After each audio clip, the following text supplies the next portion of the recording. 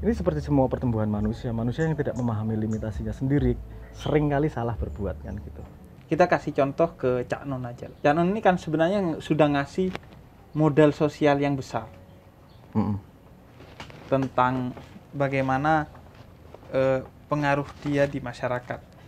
Yang menurutku itu bisa jadi modal, itu semacam ombak yang bisa dinaikin, diselancarin. Punya bayangan itu enggak? Kenapa saya hidup harus mengikuti sebuah framework yang di layout sebelumnya? Karena yang outputnya bukan memenuhi harapan orang lain kok.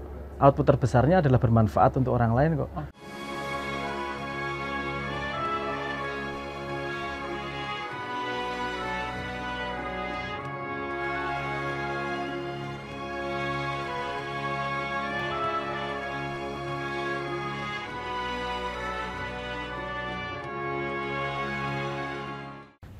Mas Sabrang, bakal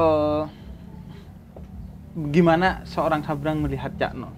Ya begitu. Begitu. Karena kan di luar sana kan banyak orang yang terkagum-kagum. Tapi kan penilaian yang paling Dekat itu yang valid itu biasanya yang dekat.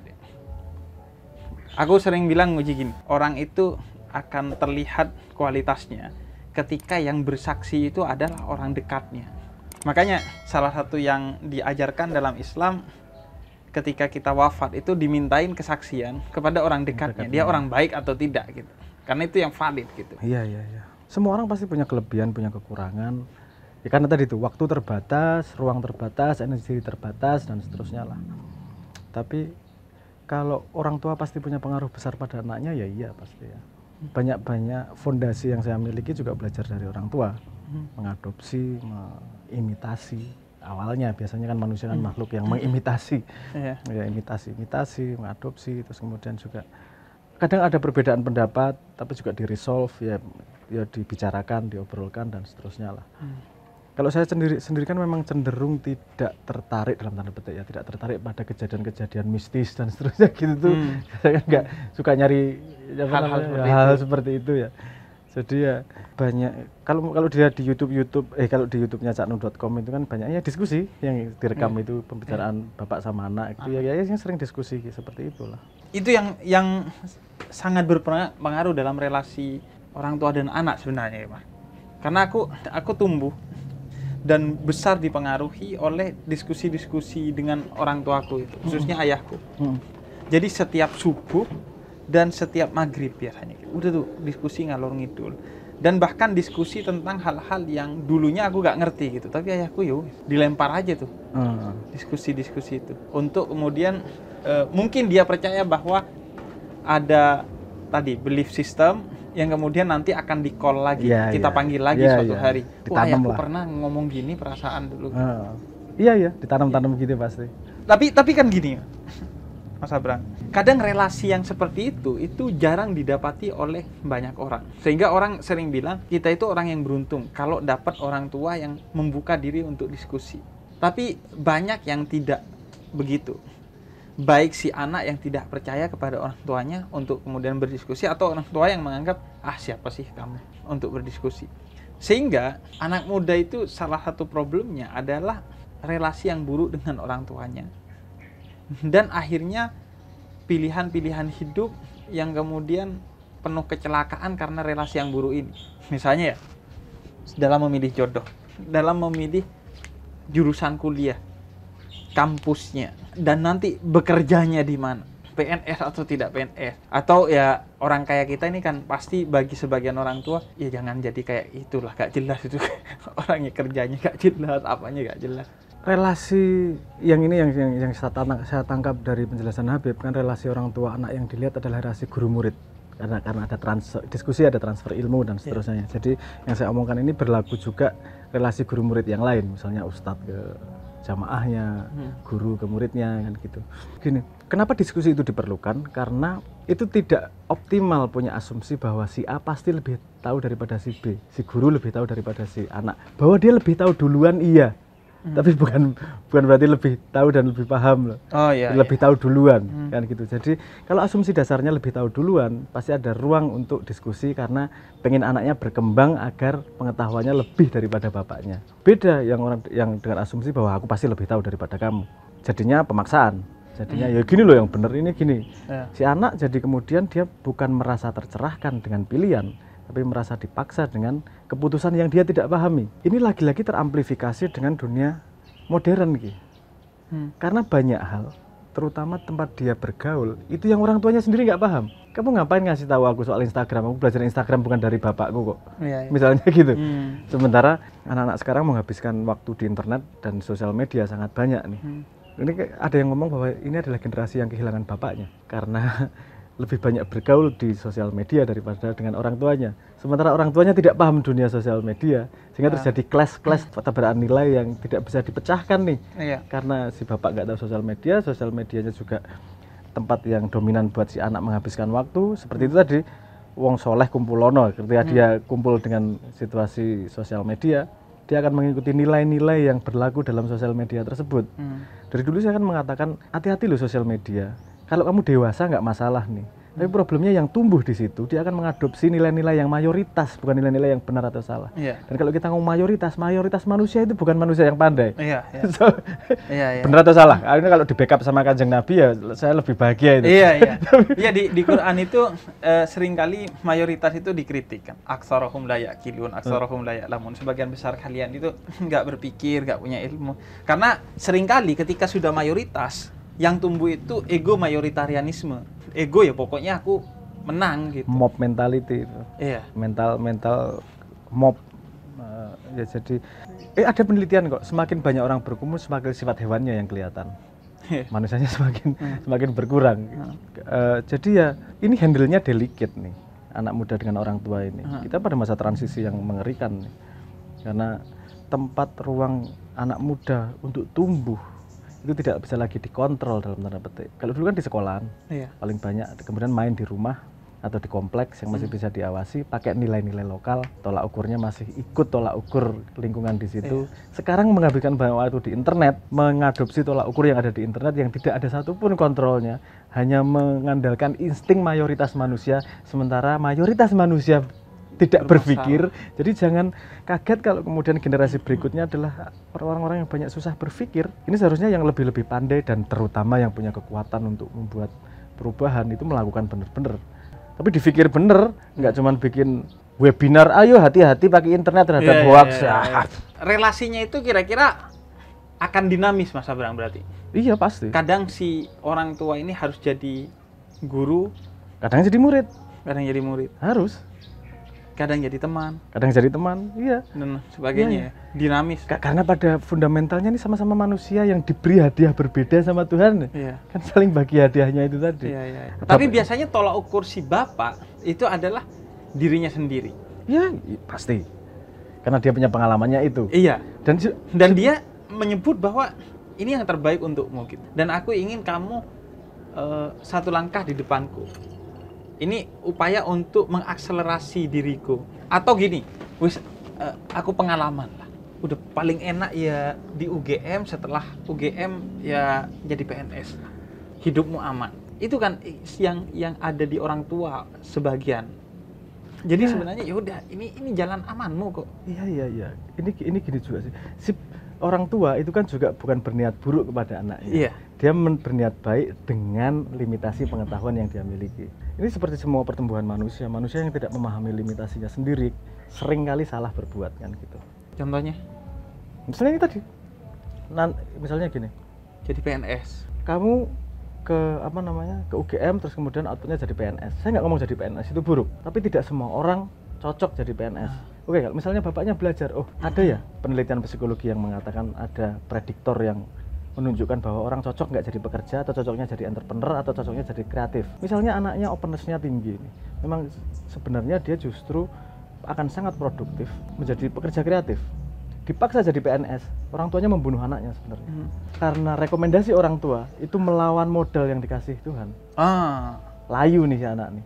Orang openness-nya tinggi, itu di sebuah pekerjaan yang tidak membutuhkan kreativitas, layu. Anak dipaksa untuk berenang melawan arus ya, karena sunatullahnya arusnya misalnya ke bawah, dia disuruh berenang ke atas oleh si ayah. Karena orang tuanya merasa lebih tahu. Dia lupa bahwa si anaknya itu punya bakat dan modal yang berbeda dari Tuhan.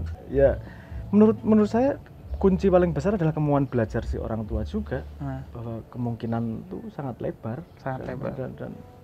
dan bahwa hidupmu valid ya, tapi jangan pengalaman hidupmu jadi pagar, pengalaman hidupmu jadi warning, Oke. sehingga si anak tidak nyemplung pada lubang yang sama bapaknya, tapi Atau yang ditransfer itu adalah nilainya ya mungkin. atau nilainya dari Bukan ke wisdomnya. PNS-annya, tapi nilai-nilai positif yang ada pada ke PNS. Mungkin Misalnya kamu harus tepat waktu.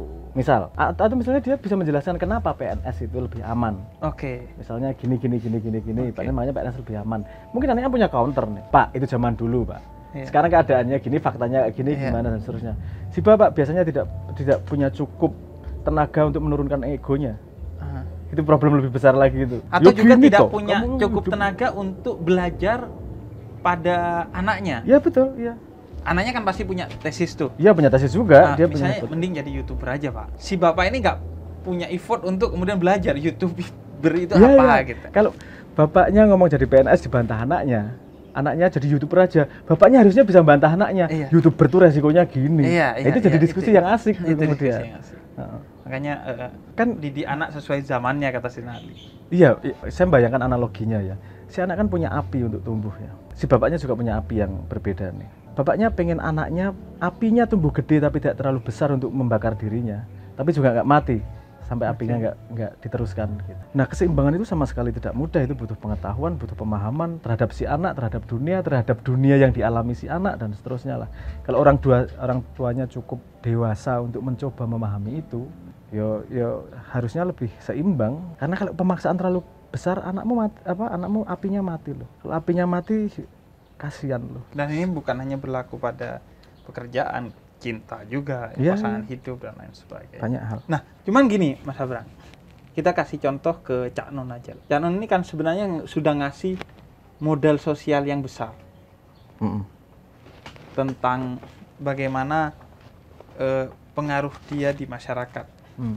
Yang menurutku itu bisa jadi modal, itu semacam ombak yang bisa dinaikin, diselancarin. Punya bayangan itu enggak? Atau punya pandangan lain tentang bagaimana melihat? Mungkin itu kondisi unik yang saya alami ya, bahwa kemudian Cak Nun dikenal itu bukan tanpa itunya loh, bukan tanpa resikonya juga loh. Nah, itu juga. Ya, benar. Oh, ada kali. Resikonya kan kita harus lebih tinggi dari ayah kita atau bahkan saudara kita. Jadi kita tidak, misalnya ya, ini yang diomongin orang ya, diomongin salah satu Kiai Kanjeng ya, dia kan kasihan ya jadi kamu katanya gitu. Kalau menang nggak kondang, nggak disorak, kalau kalah wirang. Iya. Karena ya pantas anaknya Cak Nun, kalau kalah lu kok nanya Cak Nun kok kan gitu. Iya. Jadi nggak ada posisi, maksudnya posisi dihargai itu kan juga sangat tidak mudah jadi kemudian, karena standarnya berubah. Si anak, saya sendiri harus bereaksi terhadap itu. Kalau saya lama-lama berkutat di situ, nggak gerak-gerak nih, harus cari parameter yang berbeda nih. Maksud parameternya pujian keberhasilan atau tidak, ya nggak main di situ saya kemudian. Bahkan pada keterkenalan itu juga, apa yang saya kapitalisasi dalam tanda petik ya. Karena ketika saya membangun Leto itu justru saya pengen menunjukkan bahwa saya tidak mengkapitalisasi modal dari bapak kok. Yang ngejawai gitu musiknya. Bukan. Saya masuk Leto tuh nggak ada yang tahu kalau saya anaknya Cak Nun. Oh. Sampai hampir 2 tahun 3 tahun berikutnya. Oke. Sampai kemudian Leto dikenal, baru kemudian dikenal bahwa anak Cak Nun. Saya juga nggak pengen ada bias itu. Kalau saya gagal, biarkan saya gagal. Kalau saya berhasil, saya bisa jadi membuktikan bahwa saya bisa berjalan tanpa menggunakan sumber daya itu. Nggak dosa menggunakan. Nah itu, aku baru mau nanya. Itu bukan model ego tersendiri juga, Mas Abrang? Ya artinya kan, ya nggak ada salahnya gitu. Nggak ada salahnya, itu choice kok. Choice. Pilihan kok. Aku cuman gini kemudian. Kenapa memilih itu dan bukan ini yang lebih mudah? Bahwa menggunakan modal sosial yang sudah dibangun oleh Cak Nun. Karena saya merasa begini, karena kemudian pasti ada ekspektasi yang sudah terset up di situ, dan saya tidak bisa fully menjadi diri saya sendiri. Dan kalau saya tidak bisa menjadi fully diri saya sendiri, saya merasa tidak hidup. Kenapa saya hidup harus mengikuti sebuah framework yang di layout sebelumnya? Karena yang outputnya bukan memenuhi harapan orang lain kok. Output terbesarnya adalah bermanfaat untuk orang lain kok. Bermanfaat tidak harus pada sebuah framework tertentu, tapi yang paling nyaman kamu jalani kan gitu aja. Dan tidak ada yang lebih nyaman selain menjadi diri sendiri kan, kan gitu. Jadi kalau hipotesis saya seperti itu. Walaupun kemudian tidak bisa menghindar juga ketika orang kenal anaknya Cak Nun pada batas tertentu. Saya kemudian naik pakai Leto itu juga masalah kok. Kalau saya ngomong agak serius sedikit dan akademik, walaupun kalangan akademik mengakui, umum kan mesti ngomongnya penyanyi tahu Iya, apa sih? tahu apa Penyanyi tahu apa sih? Hmm. Ngomong-ngomong kayak gitu. Iya, Itu ya kalau kita terlalu lama memikirkan itu ya nggak gerak-gerak juga. Iya. Maksudnya ya Itu ini bukan obrolan personal sebenarnya, tapi obrolan tentang bagaimana seorang yang dia sudah ada bayang-bayang sebelumnya. Entah itu orang tua, kakak, pasti nama tidak besar mudah. klan misalnya Habib, Ya. atau bahkan masa lalu dirinya sendiri. Iya, pasti tidak mudah. Kamu dulunya baik kok sekarang jadi begini gitu. Atau dulunya kamunya begini kok sekarang jadi begitu gitu. Pertumbuhan itu tidak diapresiasi kadang oleh Orang. masyarakat, Ya. oleh orang. Nah, kalau udah bicara bagaimana pandangan seharusnya orang tua ke anak, sebaliknya Mas Abra, gimana anak seharusnya memandang orang tuanya itu dengan segala keterbatasannya? Itu sumber daya paling dekat yang kamu yang harus manfaatkan. Menimba ilmu itu paling dekat sama orang tua. Oke. Kamu tidak setuju-setujunya sama orang tuamu, kamu ngapain buang-buang sumur itu? Nggak usah kamu Tidak setuju, tidak setuju. Tidak setujunya itu sumber daya yang bisa kamu manfaatkan dan dekat. Ya, sesalah-salahnya orang tua pasti ada yang bisa kamu pakai kok. Belajar bahwa kalau itu salah gitu, minimal. Minimal. Minimal, ya. Seringkali gini, seringkali bahwa kamu belum paham apa yang dimaksud orang tua. Ah, iya. Seringkalinya itu karena belum cukup dewasa untuk memahami. Sekarang yuk kok gitu sih nggak masuk akal biasanya gitu. Tapi ntar dewasa, oh iya ya dulu bapak pernah ngomong gini ya. Berapa penonton yang alami lihat? Ketika kecil sangat melawan orang tua, ketika tumbuh dewasa mulai iya ya kalimat pantas bapak saya gini. Oh iya ya pantas ya bapak saya. Tentang gini. kearifan juga biasanya kita gitu. Walaupun ada yang sebaliknya. Ada yang sebaliknya, karena bisa terbangun dari mitos kan, Ya. kearifan itu. Ya. Apa yang disebut dengan kearifan itu. Misalnya, kenapa dulu kita pakai daun piringnya, atau kenapa dulu kita pakai kuningan bejananya. Akhirnya kan sekarang sebagian orang berpikir, oh ternyata begini dan Ya, begitulah, ada manfaat positifnya Ya, secara medis. Ya. Oke, melihat berarti ya apapun keadaan orang tuamu ya melihat sebagai sumur tadi yang pasti bisa ditimba sih. Kalau saya kan garis bawahnya berpikir utilitarian ya. Oke. Fungsi Fungsi aja. aja. Ngomong fungsi lah. Kemanfaatannya. Ya, kemanfaatan aja lah. Ya, fundamen sebelum yang lain-lain, sebelum emosional apa dan seterusnya ya. Yang fundamen aja lah kemanfaatan. Bisa nggak sih kamu ambil manfaat dari situ? Ilmunya sebanyak apa sih? Paling nggak kamu bisa satu variabel bisa kamu hilangkan. Bahwa orang tuamu pasti pengen yang terbaik buatmu. Jadi nggak mungkin ngasih advice yang salah. Oke. Misalnya gitu. Ya, itu sudah lumayan aman gue. Oke. Iya.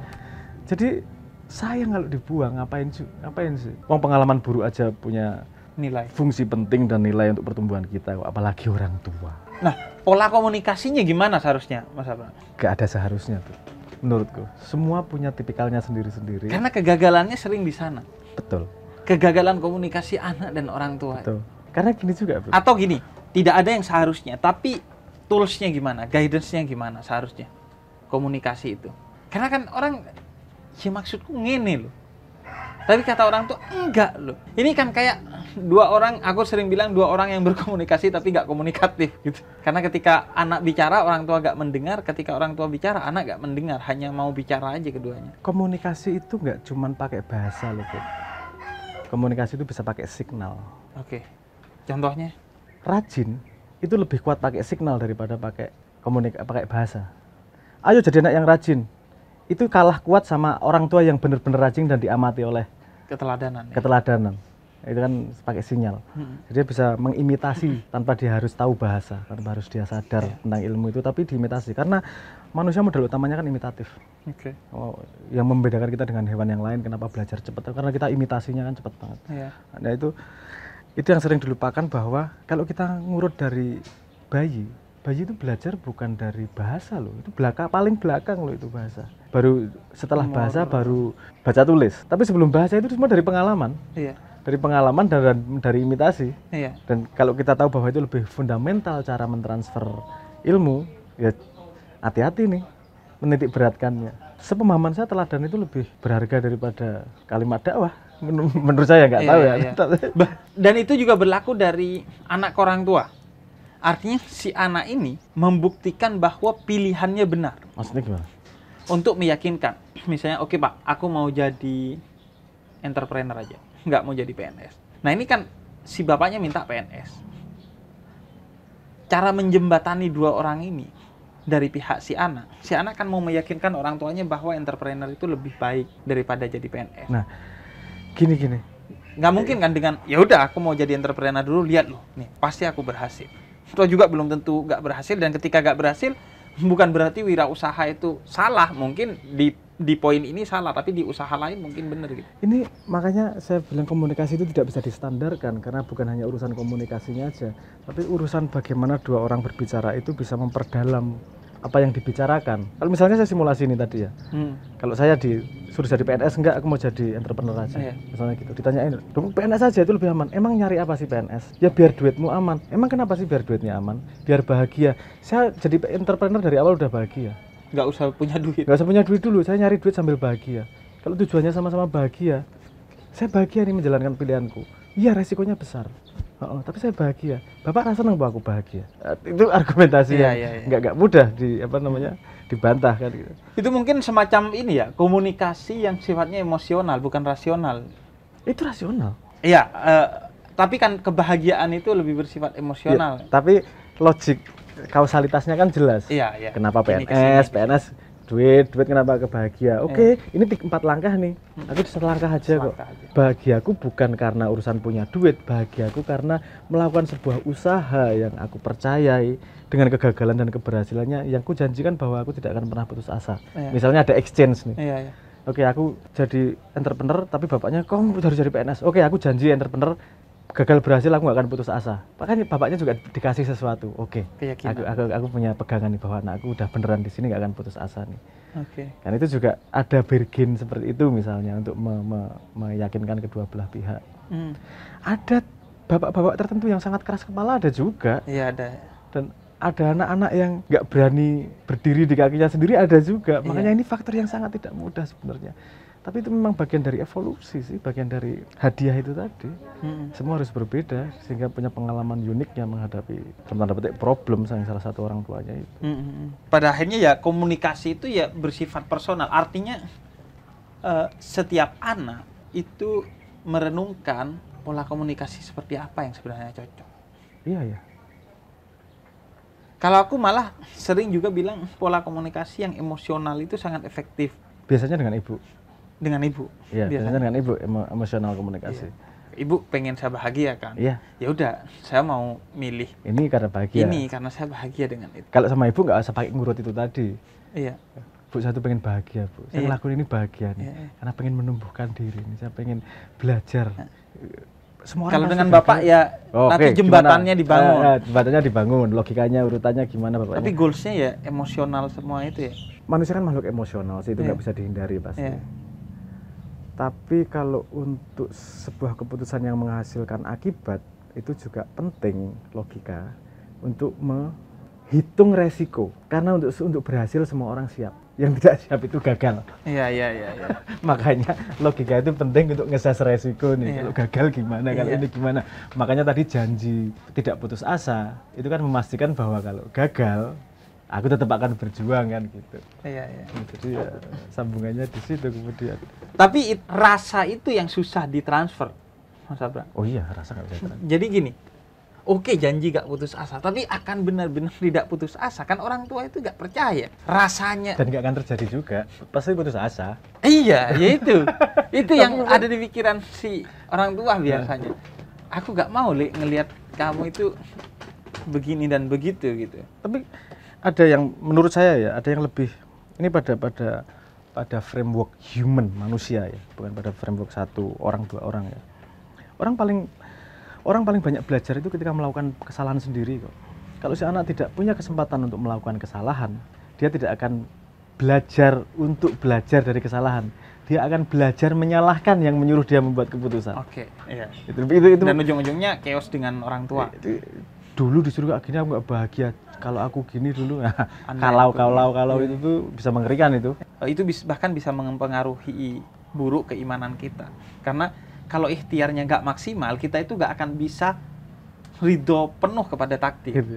Ya. Ketika takdirnya begini, coba aku dulu gini. Seandainya begitu, mungkin aku nggak begini, gitu. Ya. Makanya ikhtiar maksimal itu menjadi penting. Ya, aku udah maksimal, terserah. Iya, terserah ya. Mau gimana lagi ya, mentok gitu. Nah, kalau gini Mas Abdul, dalam kondisi kahar. Kan kadang orang tua dan anak ini mendapati kondisi-kondisi yang kahar di antara keduanya, chaos. Gimana kemudian melihat relasinya agar kemudian bisa tetap positif dan konstruktif? Karena gini, di Islam itu dituntut itu kita. Sesalah-salahnya bapakmu atau ibumu, serusak-rusaknya bapakmu atau ibumu, sebeda-bedanya bapakmu dan ibumu dengan kamu, termasuk dalam hal iman dan agama, iya kamu harus tetap bakti kepada dia.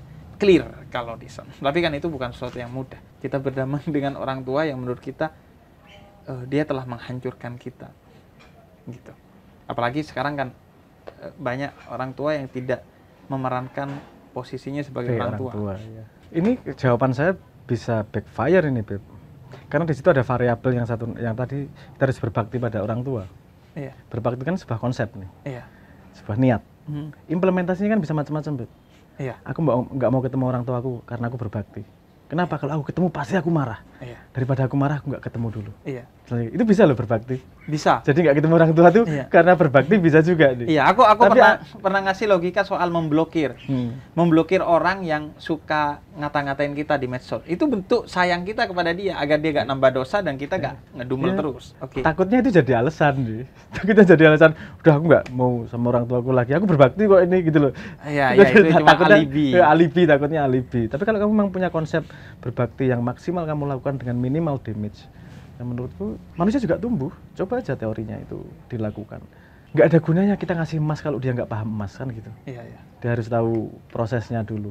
Jadi menurut saya ya paling penting bahwa niat berbaktinya ada nih, Bu. Apapun perilakumu, apapun sikapmu terhadap orang tua, berbaktinya di mana nih? Coba definisikan. Jadi itu lahir dari ketulusan kebaktian itu. Iya. Bahwa emang benar-benar berbakti. Aku berbakti cara outputnya terserah. Outputku mungkin malah aku diem di depan bapakku, nggak akan ngomong satu kata pun, dan malah jadi kelihatan ngambek misalnya gitu ya.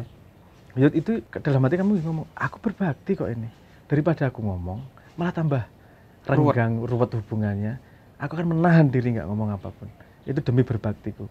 Orang lain bisa ngelihat bahwa, oh kamu tuh nggak berbakti sama orang ada tua. bapaknya kok kan. Ada bapaknya nggak ngomong dan seterusnya. Tapi sikap dan niat beda. Kalau tadi kan ngomong inak malu niat. Iya. Niatnya gimana, ekspresinya kemudian gimana. Saya nggak bisa mensimulasi cara yang universal untuk semua orang karena misalnya kalau kamu nonton videoku yang besok Selasa, yang terakhir itu, saya kan ngomong bahwa problem solving itu selalu unik karena ada tingkatnya. Kalau konsep itu hampir sama kita sama yang lain.